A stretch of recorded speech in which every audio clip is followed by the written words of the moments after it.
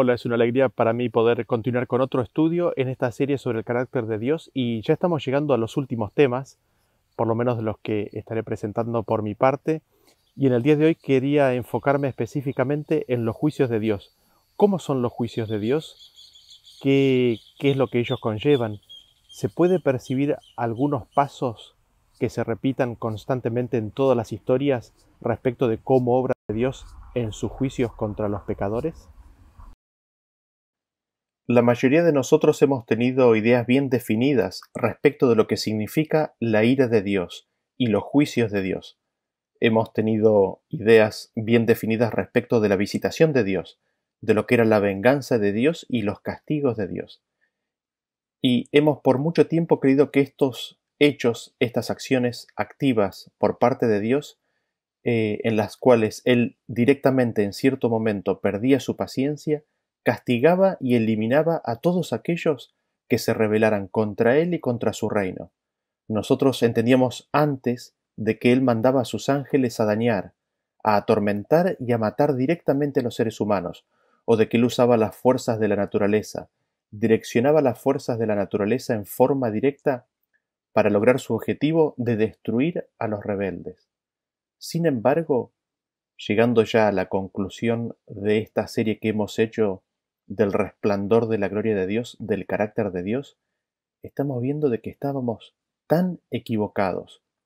Estos estudios, esta compilación de todos estos versículos y de todas de estas historias bíblicas, nos están mostrando otra cosa. Nos están mostrando de que pensábamos erróneamente respecto de cómo es Dios y de cómo es su carácter. Lo que hemos visto en toda esta serie de videos en una clara secuencia es la forma en la cual Dios trata con todos los seres humanos y especialmente con aquellos que son rebeldes a su reino. Lo que hemos visto en la totalidad de estas historias y de estos versículos bíblicos a través de esta serie es la revelación bíblica de cómo son los juicios de Dios. Juntando los temas hemos podido ver y establecer una serie de pasos, una secuencia, una forma en la cual Dios hace su juicio o se relaciona con aquellos que le son rebeldes. Y en ese sentido me gustaría destacar en forma bien clara los pasos o la secuencia en la cual estos juicios de Dios se dan. En primer lugar, nosotros vemos que Dios enseña, advierte, corrige, insta, llama, invita, señala cuál es el único camino de seguridad para el ser humano. ¿Este camino en qué consiste? En guardar, en atesorar la palabra de Dios, en guardar su ley, en seguir sus mandamientos, estatutos y leyes, en seguir a Cristo. Y en segundo lugar, las personas eligen, ante la revelación de la voluntad de Dios, si la siguen o no la siguen. Seguir la voluntad de Dios es el único camino de seguridad eterna. Y cuando el hombre se halla en ese camino, Dios y sus ángeles son como una muralla protectora sobre el Hijo de Dios.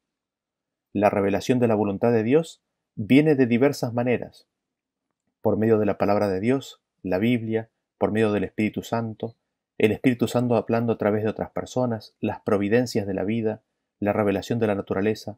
Mediante todos estos métodos, Dios le habla a cada ser humano, pero habla mayormente a través de la palabra, de la Biblia y del Espíritu Santo a través de la voz de la conciencia. Pero a pesar de eso están los casos en los cuales las personas o hay personas que deciden seguir haciendo su voluntad aparte de la que le señala el Espíritu de Dios. Y nos encontramos así con un tercer paso en esta secuencia que vemos que Dios le hace diversas amonestaciones y advertencias al pecador de que el camino que ha elegido no es un camino que lleve a la vida. Así todo, el pecador persiste en su camino. Ellos, al hacer esto, se colocan a sí mismos más allá de su protección, de la protección de Dios. Ellos se salen de la ciudad de refugio. Ellos se salen de la muralla de protección. Ellos se aventuran, los pecadores, al descartar, al desobedecer, al elegir voluntariamente ignorar las advertencias de Dios, ellos se aventuran fuera del cerco protector de Dios. Y vemos un cuarto paso en esta secuencia de los juicios de Dios, en que les es declarado claramente de que Dios remueve su cuidado y su cerco protector, de que Dios remueve sus bendiciones de ellos. Y esto se viene a hacer en forma cada vez más creciente con repetidas advertencias al pecador de que el camino que está tomando es un camino que lleva a la muerte. Y finalmente tenemos el último paso, el quinto paso. Si el pecador persiste en su camino, el Espíritu de Dios es finalmente retirado del pecador. Así el pecador queda librado a sus pasiones e inclinaciones. El Espíritu de Dios no refrena más al hombre, y éste queda totalmente irrefrenado. Dios, al retirar su Espíritu Santo, ordena a sus santos ángeles a que no protejan más al pecador. Asimismo, la naturaleza, la maldad del hombre en la tierra se levanta contra el hombre, y ahora Satanás es libre de actuar sobre el pecador, y se puede ver la obra destructora de los ángeles malvados en las pestes, en los desastres naturales, en la multitud de catástrofes naturales. Esta es la secuencia en 5 pasos que hemos podido ver en todas las historias o en gran cantidad de las historias que hemos presentado en esta serie. Así es como Dios actúa con el hombre, así es como Dios actúa con el ser humano, con aquel que se le revela o que se pone en contra de su voluntad. Dios señala el camino, advierte, llama, reprende. El hombre se sale del camino de Dios, se sale del cerco protector de Dios, se queda sin la protección de Dios. Dios le anuncia que le está retirando su protección, le hace conocer al hombre y sigue advirtiendo y llamando al hombre. Y si el hombre persiste aún en su camino, finalmente, después de que no haya más remedio, el Espíritu de Dios se retira, es retirado del hombre y el hombre queda completamente librado a sus propias pasiones y a los ángeles destructores. El hombre queda desprotegido ante sus enemigos. Y habíamos visto en esta serie, o hemos visto en esta serie, cómo la Biblia explica los actos de Dios y de qué es lo que Él hace y de qué es lo que Él no hace. Vimos qué es lo que hace y qué es lo que Él no hace. Y también vimos cómo hace lo que se dice que hace.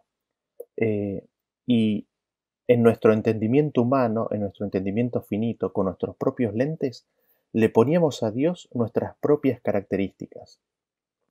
Nosotros colocábamos a Dios nuestras propias definiciones. Nosotros creíamos que la ira de Dios es la ira de los hombres. Nosotros creíamos que el juicio de Dios es como el juicio del hombre.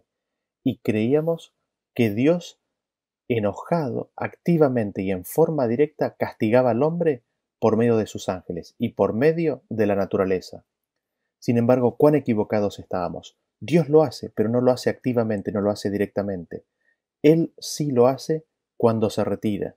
Se retira del hombre cuando el hombre lo expulsa de su vida. Eso lo hace, pero después de repetidas llamadas y advertencias, después de implorar y demostrarle al hombre de que su camino es un camino de muerte. Pero en definitiva son las acciones del hombre las que provocan que finalmente Dios, respetando la decisión de la persona, se retire. Y Dios por medio de Cristo es vida. El hecho de que Cristo se retire es, en definitiva, el fin de la vida, el fin de las bendiciones, el fin de todo lo bueno. Así que entendemos que es importante poder ver y reconocer esta secuencia de los juicios de Dios en las distintas historias bíblicas. Y cuando nosotros nos encontremos con cualquier historia bíblica en la cual no sea clara y evidente el carácter de Dios, así como fue reflejado por Cristo en una historia en particular, hemos de prestar atención a estos pasos, a estos elementos que nos detallarán la obra de Dios tratando de rescatar a ese hombre, tratando de rescatar a esa persona. Esta secuencia que mencionamos recién es la forma en la que Dios actúa con el hombre rebelde. Esta secuencia, este modelo de juicio, es el patrón, es el modelo, es la forma en la que Dios ha actuado y actuará en el futuro en forma consistente con todas sus criaturas, especialmente con aquellas que son rebeldes a su gobierno y que no escuchan su voz. Y me gustaría ver esta secuencia, me gustaría que nos detengamos a ver esta secuencia, este patrón de los juicios de Dios en 2 historias bíblicas, una en detalle y otra rápidamente, para ver cómo esta secuencia se da. Y la primera historia que me gustaría considerar con ustedes es la historia de Saúl. Así que entremos en la historia de Saúl y veamos su historia a través del lente de estos 5 pasos del juicio de Dios, a través de esta secuencia. El primer paso era de que Dios enseña, advierte, corrige. Dios insta, llama, invita, señala cuál es el único camino de seguridad para el ser humano. Y nosotros nos encontramos con Saúl buscando a las asnas perdidas de su padre. Y él busca al profeta de Dios y reconoce a Samuel como el varón de Dios. Y busca de que este varón de Dios le declare su camino. Así, leemos en 1 Samuel capítulo 9, 17 que dice que luego que Samuel vio a Saúl, Jehová le dijo: He aquí, este es el varón del cual te hablé, este gobernará a mi pueblo. Vemos que Dios elige a Saúl como rey. Y en 1 Samuel 10:1 nos dice: tomando entonces Samuel una redoma de aceite, la derramó sobre su cabeza y lo besó y le dijo: ¿No te ha ungido Jehová por príncipe sobre su pueblo Israel? Vemos que Saúl es ungido como príncipe, como rey de Israel. Dios lo elige y lo bendice con sus bendiciones. El derramamiento del aceite es un símbolo de algo más. Ahora lo leemos en 1 Samuel capítulo 10 versículo 9 que dice: Aconteció luego que al volver él la espalda para apartarse de Samuel, le mudó Dios su corazón. Y todas estas señales acontecieron en aquel día, y cuando llegaron allá al collado, he aquí la compañía de los profetas venía a encontrarse con él, y el Espíritu de Dios vino sobre él con poder y profetizó entre ellos. Vemos que Samuel lo unge a Saúl, viene el Espíritu de Dios sobre Saúl y le cambia el corazón, lo transforma en un hombre nuevo. Ahora Saúl viene a ser otro hombre, un hombre que es guiado por el Espíritu de Dios. Y no solamente eso, sino que viene con poder, y Saúl también profetiza. Y así vemos cómo Saúl es elegido y es dado las bendiciones que le van a permitir caminar con Dios y ser un sabio líder para el pueblo de Israel. Recordemos, Saúl tenía a un profeta viviente, tenía a Samuel, a quien podía consultar a cada momento, y además tenía el libro de la ley. Tenía el Pentateuco, que le hablaba y le daba claras instrucciones relativas a lo que tenía que hacer un rey. Así es como se cumple el primer paso, ¿no es cierto? Dios lo bendice y le da el entendimiento de su ley para que él pueda caminar por el camino de Dios. El segundo paso en esta secuencia es la decisión de cada persona ante la revelación de la voluntad de Dios. ¿Seguirán o no seguirán la voluntad de Dios? Y en este caso que estamos considerando, o en el caso que estamos considerando en esta secuencia de juicios de Dios respecto de la persona que no hace la voluntad de Dios, la persona sigue su voluntad aparte de la que señala el Espíritu Santo. Y vemos esto en la historia de Saúl ahí enseguida. En 1 Samuel capítulo 13, versículo 8 tenemos el siguiente relato, hablando de Saúl, ¿no? Que él esperó 7 días conforme al plazo que Samuel había dicho, pero Samuel no venía a Gilgal, y el pueblo se le desertaba. Entonces dijo Saúl: Traedme holocausto y ofrendas de paz, y ofreció el holocausto. Y cuando él acababa de ofrecer el holocausto, he aquí Samuel que venía, y Saúl salió a recibirle para saludarle. Entonces Samuel dijo: ¿Qué has hecho? Y Saúl respondió: Porque vi que el pueblo se me desertaba, y que tú no venías dentro del plazo señalado, y que los filisteos estaban reunidos en Micmas, me dije: Ahora descenderán los filisteos contra mí a Gilgal, y yo no he implorado el favor de Jehová. Me esforcé pues y ofrecí holocausto. Entonces Samuel dijo a Saúl: Locamente has hecho. No guardaste el mandamiento de Jehová tu Dios, que él te había ordenado, pues ahora Jehová hubiera confirmado tu reino sobre Israel para siempre. Mas ahora tu reino no será duradero. Jehová se ha buscado un varón conforme a su corazón, al cual Jehová ha designado para que sea príncipe sobre su pueblo, por cuanto tú no has guardado lo que Jehová te mandó. ¿Qué es lo que sucedió? ¿Qué revela respecto del corazón de Saúl este incidente? Nosotros vemos que Samuel se demoraba, y el ejército a Saúl le desertaba, se le iba yendo. Su ejército empezaba a disminuir en la cantidad de gente que tenía. Viendo eso, ¿qué es lo que hace Saúl? Saúl rompe la palabra de Dios, decide ir en contra de la voluntad de Dios. ¿Por qué? Porque no confiaba en Dios. Saúl confiaba en sus propios esfuerzos. Era la salvación que Saúl se iba a ganar junto con los hombres en los cuales él confiaba. Era su salvación y la de sus hombres. La palabra de Dios no era de importancia. Y elige romperla. Así se revela lo que estaba en el corazón de Saúl. Saúl era apresurado y no apreciaba el consejo y la protección de Dios. Dios le acababa de dar el reino y lo había bendecido con su espíritu en gran medida y lo había transformado en otro hombre. Sin embargo, en sus elecciones, Saúl lucha contra la revelación de la palabra de Dios, la revelación de Samuel y la revelación del Espíritu de Dios, y rechaza el consejo y la palabra de Dios, desobedece a la palabra de Dios. Y así es como Saúl pierde el reino de Israel. Todavía podía salvar su vida, pero pierde la primera gran bendición, y así recibe una gran amonestación. Lo peor de todo esto es de que en esta historia no se registra arrepentimiento. Saúl sigue impérvido como si nada hubiese pasado.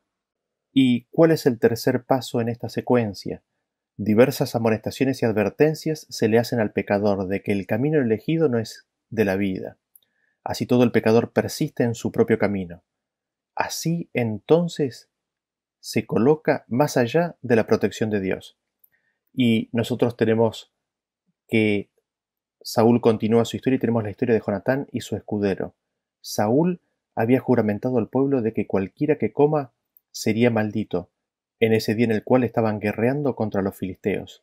Y en ese juramento Saúl, en un acto egoísta e infantil, pone su orgullo por delante de los intereses del pueblo, y debilita a los ejércitos de Israel con un requerimiento que no ayuda en absolutamente nada. Y nosotros vemos que Jonatán trae salvación, junto con su escudero, sobre Israel. Se hace evidente de que Dios estaba dirigiendo y trabajando por medio de Jonatán. Ahora Jonatán, sin saber del juramento que su padre había hecho, come miel y rompe el juramento de su padre. Cuando Saúl se entera, nuevamente su orgullo es afectado y busca matar a su hijo. ¿Es eso algo que está bien? ¿Es esto algo de Dios? Y todo el pueblo se opone a lo que Saúl quería hacer. Todo Israel se le opone y salva así la vida de Jonatán. Nuevamente aquí Saúl recibe una advertencia de todo el pueblo de Israel respecto de su conducta y de su camino. E inmediatamente después de que termine esta historia, nosotros leemos en 1 Samuel capítulo 14:47 que dice así: Después de haber tomado posesión del reinado de Israel, Saúl hizo guerra a todos sus enemigos en derredor, contra Moab, contra los hijos de Amón, contra Edom, contra los reyes de Soba y contra los filisteos, y a donde quiera que se volvía era vencedor, y reunió un ejército y derrotó a Amalec y libró a Israel de mano de los que lo saqueaban. Saúl se levanta contra todos los pueblos de en derredor y hace guerra en contra de todos ellos. Eso en una búsqueda de valor. ¿Por qué? Porque había sido desautorizado por todo su pueblo. Y en lugar de reconocer su error, se levanta en ira para reconstruir su imagen contra todos los reinos y pueblos vecinos. Y dentro de todo esto, nuevamente lo que vemos es de que no hay un reconocimiento por parte de Saúl de su error. Saúl sigue incólume. Saúl sigue obstinado en su propio camino sin reconocer en dónde se equivoca. Esto nuevamente es una lucha que él hace en contra del Espíritu de Dios. El Espíritu de Dios estaba trabajando en su corazón para hacerlo volver de sus caminos, sin embargo él continúa en su obstinación. Y entramos en el cuarto paso de esta secuencia. Dios insta al pecador a cambiar su camino. Si se rechaza, Dios remueve su cuidado protector y sus bendiciones. Esto se hace en forma creciente y con repetidas advertencias al pecador de que el camino lleva a la muerte. Y así es como entramos en la siguiente historia. Esta historia nosotros la cubrimos en más detalle en el video número 24 de esta serie que se titula Saúl y los amalecitas. Si quieren ver en más detalle esa historia, vean ese video.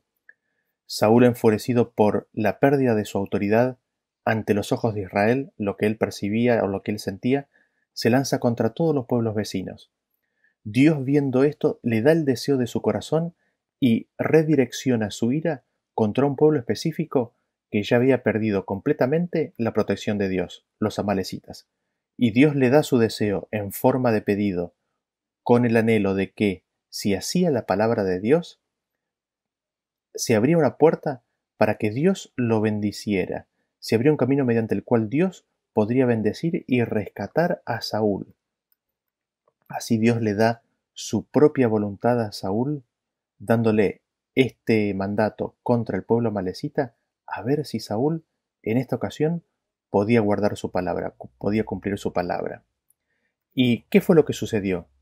Nuevamente no cumplió la palabra de Dios. A pesar de que ésta le daba su deseo, no la cumple. Así vemos que cuando el corazón está enemistado con Dios, hará lo opuesto a lo que Dios pida, aunque eso que pida sea justamente el deseo anterior que el hombre tenía. Y nosotros leemos en 1 de Samuel capítulo 15, versículo 10 que dice que vino palabra de Jehová a Samuel diciendo: me pesa, me duele haber puesto por rey a Saúl, porque se ha vuelto de en pos de mí y no ha cumplido mis palabras. Y se apesadumbró Samuel y clamó a Jehová toda aquella noche. Le dolía a Dios, le pesaba, le resultaba triste ver cómo Saúl, a pesar de haber sido colmado de bendiciones, a pesar de haber sido eh, lleno del Espíritu Santo, rechazaba el Espíritu de Dios, rechazaba a la palabra de Dios. Y leemos en 1 de Samuel capítulo 15 versículo 13 que dice que vino pues Samuel a Saúl y Saúl le dijo: bendito seas tú de Jehová, yo he cumplido la palabra de Jehová. Samuel entonces dijo: pues ¿qué balido de ovejas y bramido de vacas es este que yo oigo con mis oídos? Y Saúl respondió: de Amalec los han traído, porque el pueblo perdonó lo mejor de las ovejas y de las vacas para sacrificarlas a Jehová tu Dios, pero lo demás lo destruimos. Entonces dijo Samuel a Saúl: déjame declararte lo que Jehová me ha dicho esta noche. Y él le respondió: di. Vean ustedes lo engañado que estaba Saúl en su corazón. Saúl dice: he cumplido la palabra de Dios. Le está mintiendo al profeta de Dios. Por supuesto que no había cumplido su palabra. Luego, cuando Samuel le pregunta, le echa la culpa al pueblo de lo que había sucedido. Le echa la culpa al pueblo de que el pueblo había salvado a ovejas y vacas para ofrecerlas en sacrificio. Pero, ¿no era él el rey? ¿No era él el general del ejército que estaba liderando esta campaña, esta misión? El pueblo hacía lo que él decía. Aquí lo vemos cobarde y acusando a otros de lo que era su directa responsabilidad. Pone su propia desobediencia en otros. Adicionalmente, vean cómo hablando de los animales le dice a Samuel que los había traído para sacrificarlos a Jehová, tu Dios. Saúl dice: Jehová, tu Dios. ¿Acaso Jehová era Dios solo de Samuel? ¿No era acaso Jehová Dios de Saúl también? Saúl es como que no tiene Dios. Es increíble, Saúl, ¿qué es lo que está diciendo? Y miren lo que le responde Samuel. Lo leemos en el capítulo 15, versículo 17. Dice: y dijo Samuel: aunque eras pequeño en tus propios ojos, ¿no has sido hecho jefe de las tribus de Israel, y Jehová te ha ungido por rey sobre Israel? Y Jehová te envió en misión y dijo: ve, destruye a los pecadores de Amalec y hazles guerra hasta que los acabes. ¿Por qué, pues, no has oído la voz de Jehová, sino que vuelto al botín has hecho lo malo ante los ojos de Jehová? Y Saúl respondió a Samuel: antes bien he obedecido la voz de Jehová, y fui a la misión que Jehová me envió, y he traído a Agag, rey de Amalec, y he destruido a los amalecitas. Mas el pueblo tomó del botín ovejas y vacas, las primicias del anatema, para ofrecer sacrificios a Jehová tu Dios en Gilgal. Y Samuel dijo: ¿se complace Jehová tanto en los holocaustos y víctimas como en que se obedezca a las palabras de Jehová? Ciertamente el obedecer es mejor que los sacrificios, y el prestar atención que la grosura de los carneros. Porque como pecado de adivinación es la rebelión, y como ídolos e idolatría la obstinación. Por cuanto tú desechaste la palabra de Jehová, él también te ha desechado, para que no seas rey. ¿Acaso Dios no lo había bendecido grandemente? Por supuesto que sí. ¿Por qué entonces desobedece a la palabra de Dios? Sin embargo, lo interesante en esta historia es de que Saúl insiste en que sí había obedecido la palabra de Dios, y pone de excusa al pueblo, y de que era para dar sacrificios a Dios. Allí es donde Samuel le dice: pero ¿acaso Dios se agrada más en sacrificios y ofrendas en lugar de que se le obedezca, de que se guarde su palabra? Es mejor obedecer que darle algo a Dios. ¿Acaso Dios no pide de que le demos nuestro corazón? Nuestras obras, nuestras ofrendas, ¿de qué sirven si no oímos su palabra? Y aquí Samuel declara cuál es el pecado de Saúl. Su pecado era de rebelión. Directamente hacía lo que quería. Iba en contra de la palabra de Dios en forma alevosa. No solamente eso, sino que era obstinado. Insistía de que estaba haciendo la voluntad de Dios cuando claramente no la estaba haciendo. Era terco y rebelde. Este pecado es como pecado de idolatría, es como pecado de adivinación. Y así ocurriría en la vida de Saúl. Él no quería hacer la voluntad de Dios. Así al desechar la palabra, Dios no puede seguir bendiciéndolo, y lo desecha como rey. No es quien Dios desecha, sino que el hombre desecha la palabra de Dios. Así el hombre se sale del camino de Dios, se sale del canal de las bendiciones de Dios, y Dios no puede bendecirlo más. Así Dios respeta la decisión de Saúl y le declara de que es desechado rey de Israel. Y sigamos leyendo la historia en 1 de Samuel capítulo 15, versículo 24 dice: Entonces Saúl dijo a Samuel: Yo he pecado, pues he quebrantado el mandamiento de Jehová y tus palabras, porque temí al pueblo y consentí a la voz de ellos. Perdona ahora, pues, mi pecado, y vuelve conmigo para que adore a Jehová. Y Samuel respondió a Saúl: No volveré contigo, porque desechaste la palabra de Jehová, y Jehová te ha desechado para que no seas rey sobre Israel. Y volviéndose Samuel para irse, él se asió de la punta de su manto, y éste se rasgó. Entonces Samuel le dijo: Jehová ha rasgado hoy de ti el reino de Israel, y lo ha dado a un prójimo tuyo mejor que tú. Además, el que es la gloria de Israel no mentirá ni se arrepentirá, porque no es hombre para que se arrepienta. Y él dijo: Yo he pecado, pero te ruego que me honres delante de los ancianos de mi pueblo y delante de Israel, y vuelvas conmigo para que adore a Jehová tu Dios. Y volvió Samuel tras Saúl, y adoró Saúl a Jehová.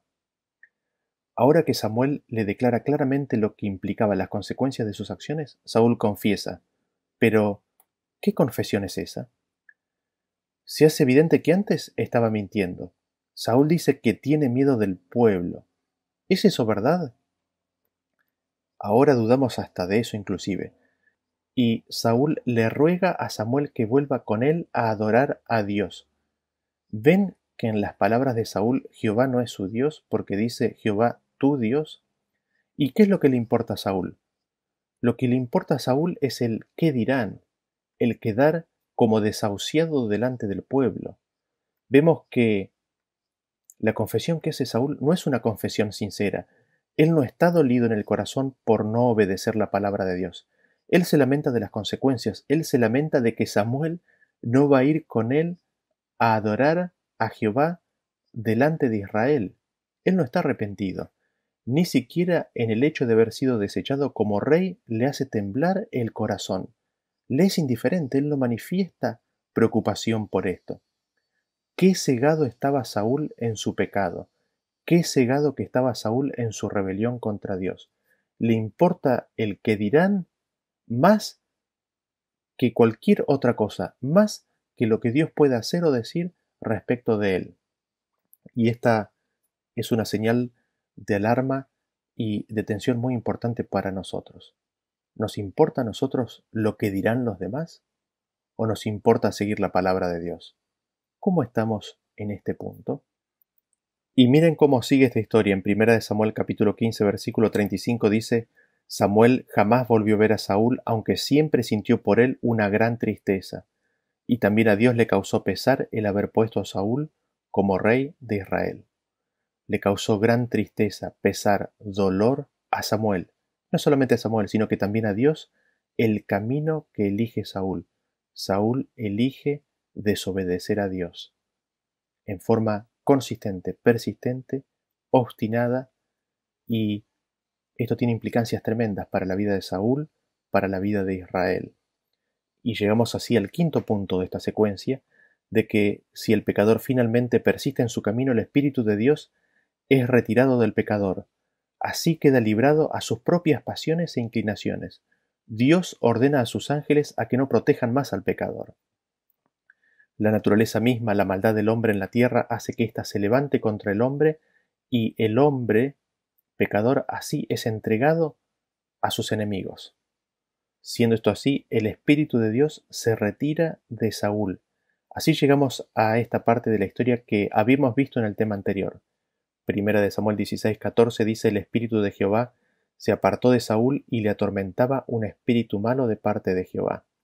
Primera de Samuel capítulo 18 versículo 12 dice: mas Saúl estaba temeroso de David por cuanto Jehová estaba con él y se había apartado de Saúl. Así vemos finalmente que el Espíritu de Dios se apartó de Saúl. Después de repetidas advertencias y llamadas, Saúl es dejado, es abandonado por parte del Espíritu de Dios.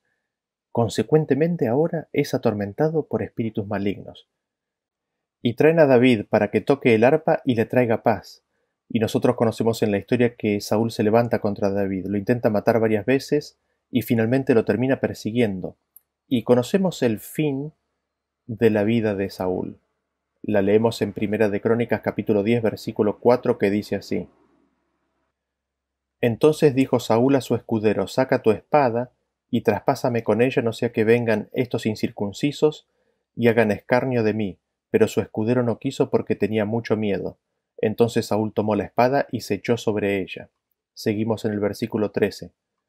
Así murió Saúl por su rebelión con que prevaricó contra Jehová, contra la palabra de Jehová, la cual no guardó, y porque consultó a una divina. Y no consultó a Jehová, por esta causa lo mató y traspasó el reino a David, hijo de Isaí. Así termina esta triste historia de Saúl. Y se dice al final que Dios lo mató. ¿Por qué? Porque le dio su voluntad. ¿Por qué? Porque retiró su presencia de él. Y al retirarse, Saúl queda totalmente desprotegido. Es acosado por los ángeles malignos. Al retirarse el Espíritu de Dios, Saúl queda entregado a sus propias pasiones y deseos irrefrenados. Así es como termina consultando a la pitonisa de Endor y termina suicidándose. Así se dice que Dios lo hace. ¿Por qué? Porque Dios retira su Espíritu Santo cuando éste es expulsado. Dios llama y llama y llama al pecador, hace advertencias, insta al pecador a seguir la voz de Dios y a guardar su palabra. Pero si finalmente el hombre persiste obstinadamente en ese camino, Dios respeta la decisión del hombre y retira su espíritu. Y eso trae como consecuencia la destrucción del hombre. Por eso se dice así que Dios mató a Saúl. Y así en esta historia nosotros vemos la secuencia de los juicios de Dios sobre un hombre. Así es como Dios actúa sobre el hombre rebelde. Estos son los pasos, esta es la secuencia. Y me gustaría ahora poder ver estos pasos, esta secuencia, en forma mucho más breve, no en un hombre, sino en un grupo humano, en un colectivo humano, en el pueblo de Israel. El primer paso de esta secuencia es de que Dios enseña, advierte, corrige, insta, llama, invita, señala cuál es el único camino de seguridad para el ser humano. Y nosotros tenemos la historia del pueblo de Israel, de cómo se le dan amplias instrucciones para su bendición. Se lo bendice abundantemente con todo lo que necesitan en su contexto material, pero especialmente en su contexto espiritual. Moisés le da las instrucciones de Dios, se las da en forma escrita, les da el Pentateuco, y Dios acompaña al pueblo. Luego las personas eligen qué hacen con la revelación de Dios, si la siguen o no. La persona sigue su voluntad aparte de la que le señala el Espíritu de Dios. Y el pueblo de Israel colectivamente elige si sigue a Dios o no. Y nosotros tenemos todo el periodo de los jueces en los cuales seguían y no seguían a Dios. Y Dios les enviaba jueces y profetas para advertirles de su camino. Y ellos se apartaban de Dios. Y es en este camino que, desechando a Dios, eligen tener un rey, exigen tener un rey. Así es como Saúl es introducido en la historia de Israel. Y recién vimos su final. Y a pesar de que Dios era desechado en ese periodo de Israel, Dios intenta minimizar el daño causado por la elección de un rey y, después de haberles dado a Saúl, les da a David. Este es el segundo paso. En el tercer paso hay diversas amonestaciones y advertencias que se le hacen al pecador, de que el camino que ha elegido no es un camino de vida. Así todo el pecador persiste en su propio camino y al hacer esto se colocan más allá de la protección de Dios.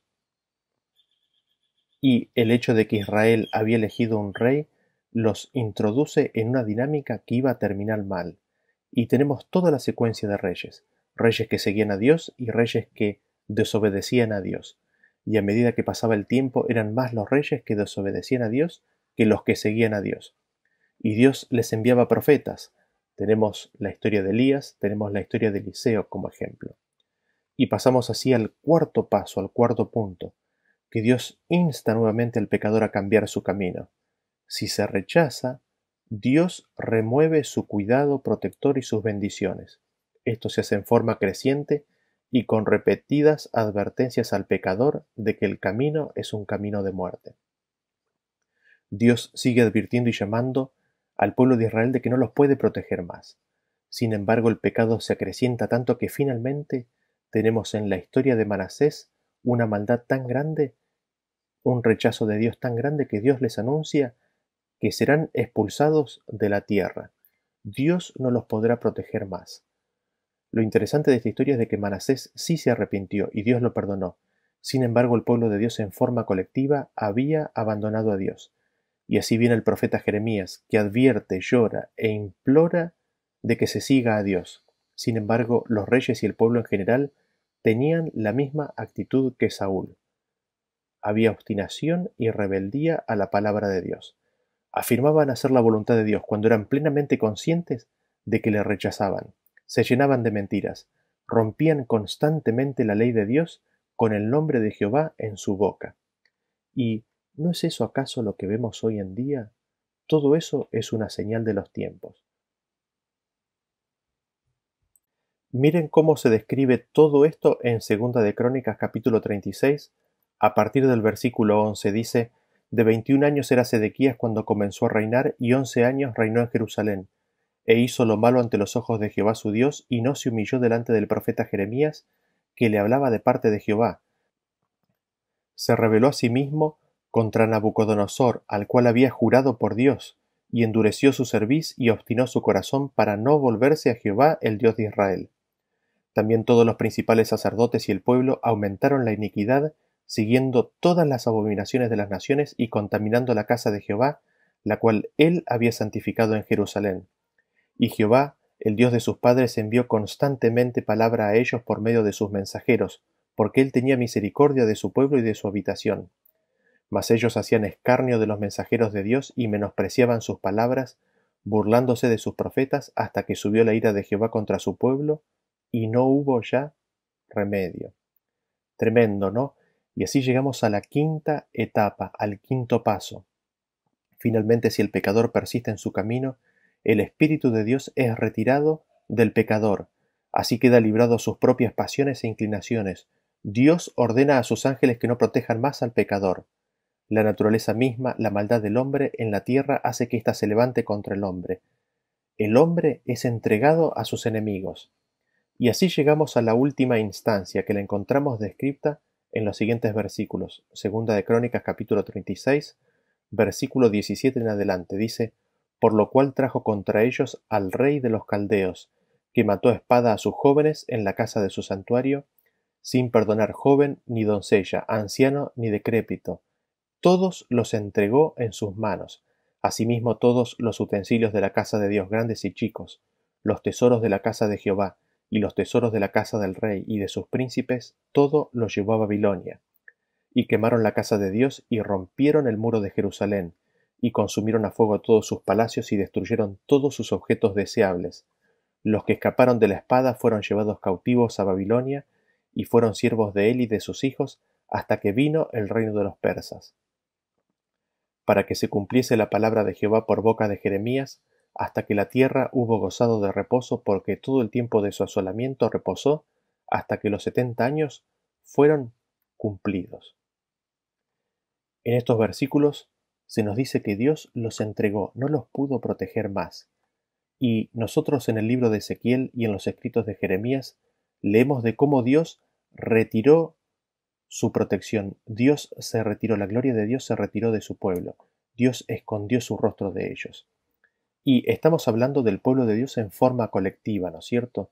Dios finalmente les da su voluntad, no los puede proteger más, los entrega, los deja librados. los entrega a sus enemigos, y son sus enemigos los que los destruyen y los llevan al exilio. Y nos dice así Lamentaciones capítulo 1, versículo 16. Por esta causa lloro mis ojos fluyen aguas, porque se alejó de mí el Consolador que dé reposo a mi alma, mis hijos son destruidos porque el enemigo prevaleció. El Consolador, el Espíritu Santo se alejó de Israel y de Judá, y fueron entregados a los enemigos. Dios ya no podía hacer nada más por ellos, no les podía dar el reposo, no les podía dar el descanso, y fueron entregados a sus enemigos. Así se nos presentan en estos dos ejemplos, el de Saúl y el del pueblo de Israel, uno de una persona y el otro de un grupo humano, los juicios de Dios, la secuencia que sigue el juicio de Dios cuando un grupo o una persona es rebelde a la palabra de Dios. Ahora, lo interesante de que en el caso de Israel, el grupo humano, el pueblo de Dios, tenemos dos instancias en las cuales Dios obra para sacarlos y librarlos y establecerlos con sus bendiciones. Una cuando los saca de Egipto y una segunda para sacarlos de la esclavitud en Babilonia. Y en estas dos instancias el colectivo humano termina rechazando el Espíritu de Dios. Y Dios los abandona, los deja. ¿Por qué? Porque lo rechazan a Dios sin remedio. Y son abandonados, quedan desprotegidos. La casa de ellos es dejada desierta. La gloria de Israel se aparta de ellos. Y los ejércitos babilónico, en primer lugar, y romano, en segundo lugar, destruyen a Israel. Y esta historia se repite al final del tiempo. El colectivo humano, toda la humanidad, que ya una vez rechazó colectivamente a Dios sin remedio en los días de Noé, en un mundo apóstata y mayormente ateo, se repetirá al final del tiempo con la humanidad colectivamente y mayoritariamente rechazando a Dios sin remedio en el contexto de los días de la segunda venida de Cristo, en un mundo que se habrá transformado en espiritual pero apóstata. Así es como se nos presentan los juicios de Dios. Este es el modelo, esta es la secuencia de cómo Dios obra con aquellos que son rebeldes a su palabra. Dios llama constantemente, hace apelaciones, muestra el camino de la vida y señala cuál es el fin de aquellos que rechazan alejarse de la voluntad de Dios. ¿Por qué? Porque no pueden ser bendecidos por Dios. De seguir en ese camino son abandonados, son dejados.